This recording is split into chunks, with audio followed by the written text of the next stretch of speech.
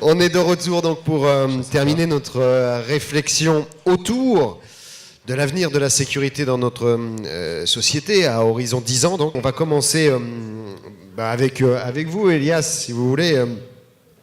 Je vais vous poser la même question de toute façon à vous et à Laurent, mais pour faire la jonction avec ce qu'on s'est dit lors de la première table ronde, qu'est-ce que vous avez retenu de cette première discussion ?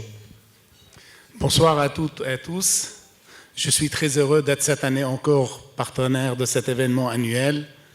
Je retiens une phrase martiale, que le terrorisme islamiste reste et pour longtemps la menace majeure pour notre sécurité.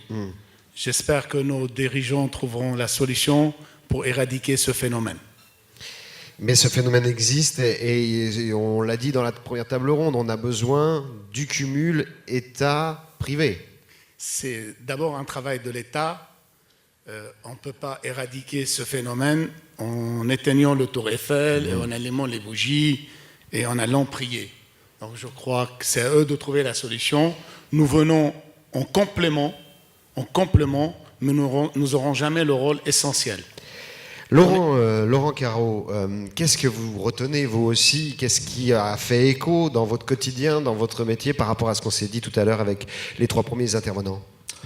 Tout d'abord, je crois que ce n'est pas une surprise, la menace elle est durable, c'est un fait.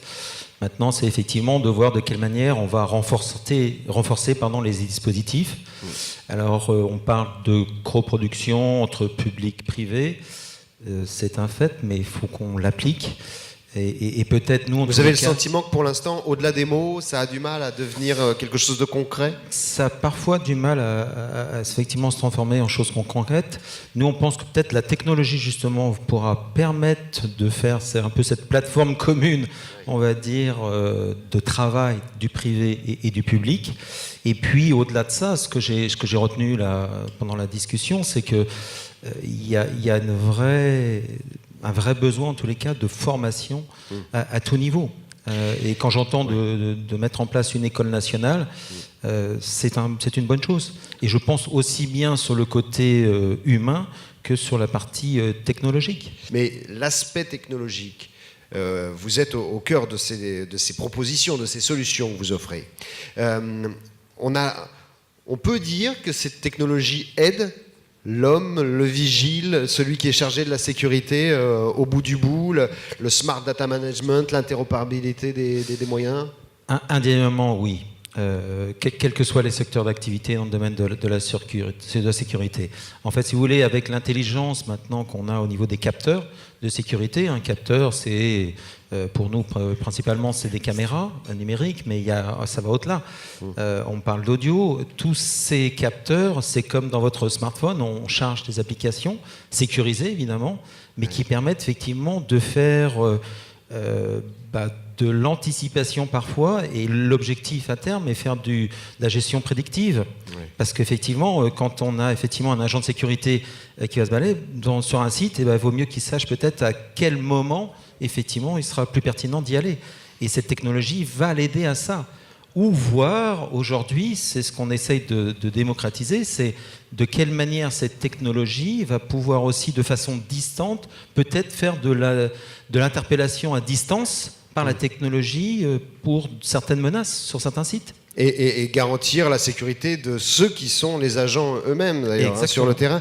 Elias, justement, ce vivre ensemble, on peut s'appuyer sur l'homme et la machine, l'interaction et son lien avec la société. C'est un peu ça l'idée, c'est comment on rend les contraintes de sécurité acceptables pour ne pas maltraiter le vivre ensemble. Le vivre ensemble, c'est un slogan électoral qui a plus lieu d'être. Aujourd'hui, les Français cherchent à vivre, à reprendre une vie normale qu'ils les avaient avant les attentats. Je profitais juste, Martial, pour dire qu'aujourd'hui, toutes les enquêtes qui ont été faites depuis les attentats, depuis la mise en place de Vigipirate, confirment que les citoyens, ils ont bien accepté les contrôles, ils ont bien accepté la présence des agents de sécurité, et c'est sûr que les centres commerciaux, ce sont des lieux de vie incontournables où les citoyens se croisent avec les agents de sécurité, où la coproduction, la coordination publique et privée devrait être exemplaire pour arriver enfin à un vrai continuum. Oui, alors le continuum, on l'a beaucoup dit lors de la première table ronde, c'est vrai que c'est un objectif et vous sentez qu'il y a maintenant une acceptation véritablement, et notamment dans les centres commerciaux que vous gérez au quotidien, de cette sécurité, pas de menaces. Oui, toutes les enquêtes, je vais aller même plus loin, on a beaucoup moins de vols, on a beaucoup moins de violences dans les centres commerciaux. Tous les acteurs, tous les clients, citoyens, consommateurs et tous les donneurs d'ordre sont satisfaits de ce renforcement de la sécurité privée. Mais je veux revenir vite fait au niveau du continuum martial. On parle de la sécurité du futur, la sécurité dans 10 ans, mais la sécurité du futur, elle se prépare d'aujourd'hui. Oui. On a pris beaucoup de retard, énormément de retard. Il est temps, il faut accélérer. Il faut accélérer pour avoir un syndicat professionnel uni, rassemblé, forte et puissante. Il n'y a pas de métier puissant si on n'a pas une organisation patronale puissante. Il faut intégrer la nouvelle génération, les entrepreneurs, ces chefs d'entreprise de toute taille, de toute catégorie, qui ont beaucoup de talent et qui sont à la pointe de la technologie. Et avec ces talents-là, nous aurions des agents mieux formés, parce que, disons-le, sans hypocrisie, il y a trop d'acteurs qui ne sont pas professionnels. Il faut peut-être moins d'acteurs, avec plus de professionnalisme, avec plus de formations, avec des agents beaucoup mieux formés, afin que vous, monsieur donneur d'ordre, directeur de sécurité, que vous retrouvez un retour sur votre investissement. Oui, ça c'est intéressant parce qu'il y a du turnover dans ce métier en termes d'effectifs. Ça reste un métier très humain. Je vous poserai la question, je vous vois Laurent qui acquiesçait par rapport à ce que dit Elias, mais cet atout de la formation, cette vente aussi quelque part dans l'opinion publique de ce métier pour le revaloriser, c'est primordial justement, à horizon 10 ans. Mais bien sûr. Vous avez besoin de bras. C'est pour ça que je lance, et ce n'est pas des paroles, il est temps que... C'est le seul métier où on a 30 syndicats. Vous avez vu ça quelque part? À un moment donné, il faut arrêter. Il faut un syndicat. Et avec un syndicat, on change l'image. Et avec cette image, on va pour professionnaliser encore plus le métier. Il faut investir. Et là, on peut vendre plus cher. Ouais. On ne peut pas passer le temps à pleurer, à dire les tarifs sont bas, on ne gagne pas d'argent. Si on ne gagne pas d'argent, on change de métier. Moi, le jour où je ne gagne plus d'argent, je changerai de métier. Et alors, Laurent Carreau, si on doit aller vers la fin de cette table ronde, évidemment, mais avoir votre sentiment, vous apportez des solutions technologiques. Oui. Mais on n'est pas dans un monde de Robocop ou de drones. Il reste l'humain au milieu de tout ça. D'abord, il y a ceux qu'il faut surveiller, protéger, et puis il y a ceux qui travaillent au cœur de cette activité.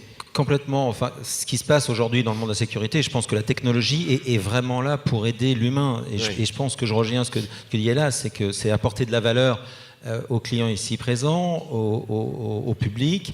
Et à partir de là, de voir comment demain l'agent de sécurité, comme on parlait d'agent de sécurité augmenté, eh bien la technologie sera portée aussi peut-être par ces agents de sécurité demain. Oui.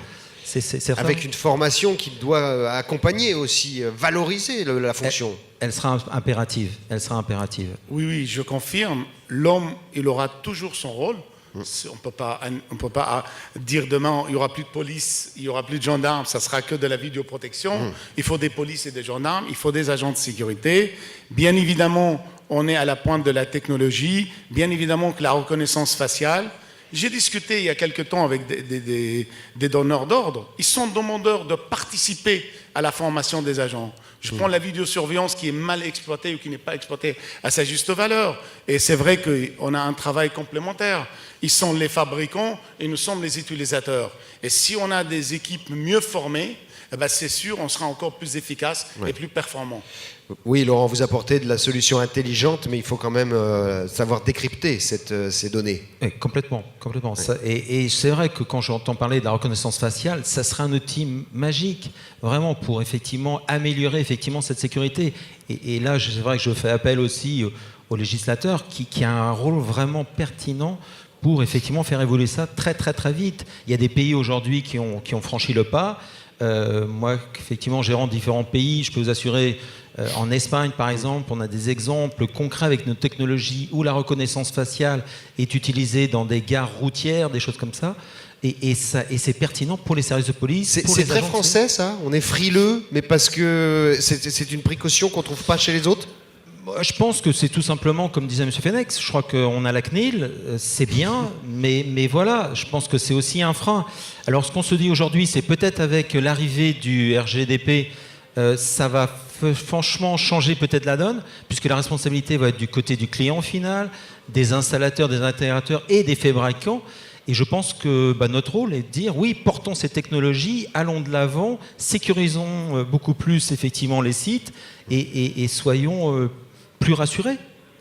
Merci à tous les deux. Elias Nara, président fondateur du groupe Triomphe Sécurité, donc leader dans la sécurisation et la surveillance des centres commerciaux et du commercial. Et Laurent Carreau, qui est donc, je prends mon souffle, Regional Manager Global Accounts Southern Europe chez Axis Communication. Merci à tous. Merci. Bonne soirée.